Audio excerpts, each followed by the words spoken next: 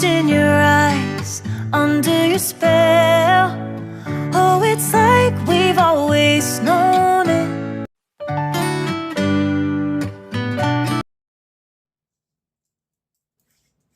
Hey everyone, welcome back to my channel. आप सबको मेरी तरफ से very very very good morning. आज की सुबह बहुत बहुत बहुत प्यारी है। आज नवरात्रि का 5वां दिन है और अभी मैं आ गई हूँ फूल तोड़ने के लिए। तो यहाँ सबसे पहले मैं अभी फूल तोड़ करके ऊपर जाऊँगी और जो भी घर के काम है जल्दी जल्दी निपटाऊँगी, क्योंकि डेली मुझे लेट हो जाता है पूजा करने में।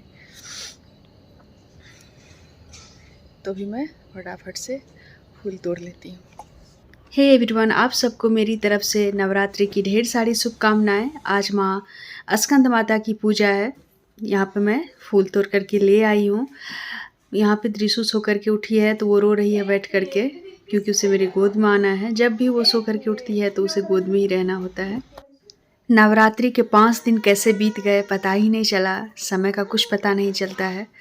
नवरात्रि के 5वें दिन स्कंद माता की पूजा की जाती है। लेकिन दोस्तों, क्या आपको पता है कि माता को ये नाम कैसे मिला? इनको स्कंद माता के नाम से क्यों जाना जाता है? तो चलिए आज मैं आपको बताती हूँ इसके पीछे की कहानी क्या है। स्कंद माता की उत्पत्ति की कहानी माँ पार्वती और शंकर जी के बेटे कार्तिकेय से जुड़ी है। पौराणिक कथा के अनुसार तारकासुर नाम का एक राक्षस जो था। तो आज मैंने बाबू को नाश्ता में देने के लिए मैगी बना लिया है। हाँ तो हो गया। अच्छा हाँ तो हो गया बेटा। तो अभी मैं मैगी ही खिला दूँगी उसे। डेली मुझे बहुत ज़्यादा टाइम हो जाता है पूजा करके जब खिलाती हूँ, तो इसलिए मैंने सोचा कि आज मैं पहले खिला देती हूँ, उसके बाद मैं नहाने जाऊँगी। तो ये रहेगा, मन शांत रहेगा मेरा कि बच्चे भूखे नहीं हैं। नहीं तो मेरा हमेशा ध्यान रहता है कि बच्चे भूखे हैं। तो अभी मैं जा रही हूँ, इसे खिला दूँगी। बाबू को मैगी से बहुत पसंद है। हाँ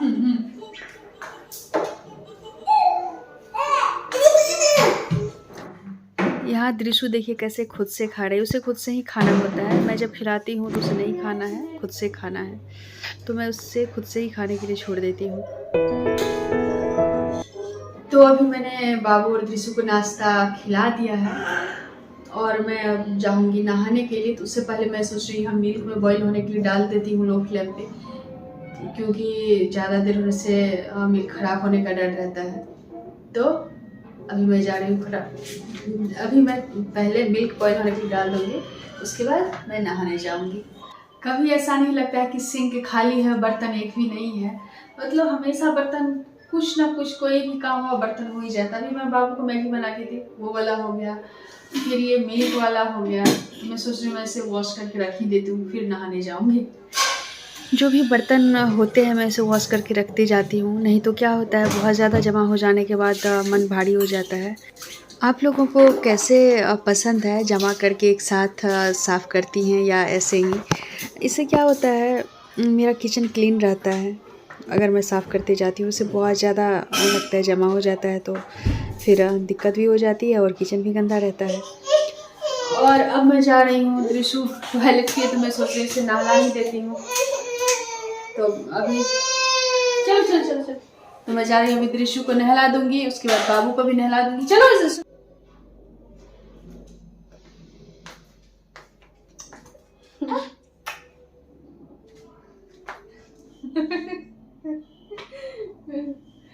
मम्मी कर क्या रही है? इसको ठंडा लग रहा है, ठंडा लग रहा है ईशा रानी को। अच्छा ठंडा लग रहा है बाबू को। जल्दी से कपड़ा पहना देंगे बेटू को। दृशु खुद से लोशन लगाती है, बहुत अच्छे से लगाती है। तो जैसे ही वो देखेगी तो उसे चाहिए होता है, तो यहाँ मैंने उसे दे दिया है। वो देखिए कैसे लगा रही है, ऐसे ही वो लगाती है। और अच्छे से पूरे बॉडी पे उसे लोशन अप्लाई करके फिर कपड़े पहनाऊँगी। और यहाँ पे थोड़ा सा मॉर्निंग में ठंडा रहता है, तो इस वजह से दृशु बाबू किसी को भी नहलाती हूँ तो वो ठंड से सिकुड़ जाते हैं, पूरे चिपक जाते हैं। यहाँ देखिए बाबू भी नहा लिया है। तो यहाँ बाबू का भी नहाना हो गया है। दोनों भाई बहन का नहाना हो गया। मम्मा बची है, दोस्तों डेली मैं नहाने के बाद पूजा करने के बाद बच्चों को खिलाती थी, बट आज मैं पहले ही खिला दी क्योंकि बहुत ज़्यादा टाइम हो जाता था, बच्चे रोने लगते थे भूख से, तो इस वजह से मैंने आज पहले ही खिला दिया। तो अब मैं जाऊंगी नहाने के लिए, उसके बाद पूजा करूंगी, फिर लंच रेडी करना है। काम की तो कभी कोई कमी होती नहीं है, हमेशा लगता है काम काम काम, ऐसा कभी नहीं लगता कि हाँ आराम से बैठे हैं, कोई काम नहीं है, रिलैक्स फील कर रहे हैं, कोई ना कोई। मैं नहाने जा ही रही थी कि देखी मैं एक पार्सल आया है मेरा, देखती हूँ क्या है। वैसे कोई भी चीज़ आता है तो वो बहुत दिनों तक पड़ा रहता है मुझे जब टाइम मिलता है तब खोलती हूँ, बट इसमें मैं देखती हूँ क्या है इसमें।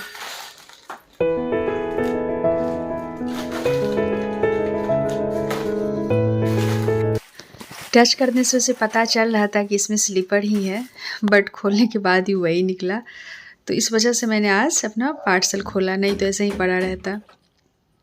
यहाँ पे मैं नहा करके आ गई हूँ और बाबू का यही काम होता है, गेट बंद करना खोलना, और मुझे डर लगा रहता है कहीं दृशु हाथ ना दे दे, हाथ दब जाएगा उसका।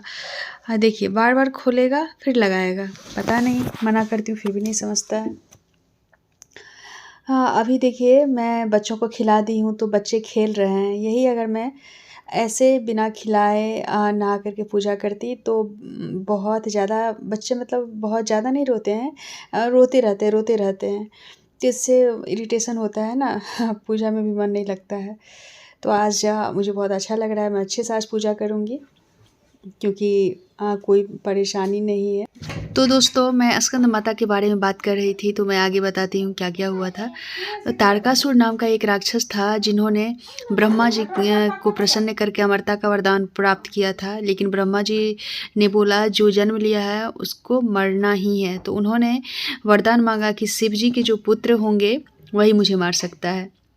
और तभी शिव जी जो थे वो तपस्वी के रूप में थे, शादी की कोई बात ही नहीं थी। दोस्तों आरती के बाद मैं इसे कंटिन्यू करती हूँ। जय दुर्गे खप्पर वाली तेरे ही आरती, अम्बे तू है जगदम्बे काली, जय दुर्गे खप्पर पर टूट परो माँ करके सिंह सवारी 100 सिंहों से तू बलशाली, अष्टे भुजा वाली दुखियों के दुखेरे निवारती, ओ मैया हम सब उतारे तेरी आरती। माँ बेटे का है इस जग में बड़ा ही निर्मल नाता, मैया बड़ा ही निर्मल नाता, पूत कपूत सुने हैं परना, माता सुनी कुमाता, सब पे करुणा दर्शाने वाली, अमृत बरसाने वाली, दुखियों के दुखेरे निवारती, ओ मैया हम सब उतारे तेरी आरती। तो दोस्तों मैं आगे इस कहानी को लेकर के चलती हूँ।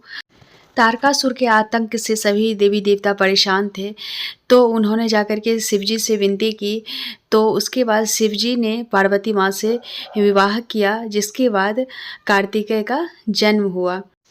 तब माँ पार्वती ने अपने पुत्र स्कंद यानी कार्तिक को युद्ध के लिए तैयार करने के लिए स्कंद माता का रूप लिया।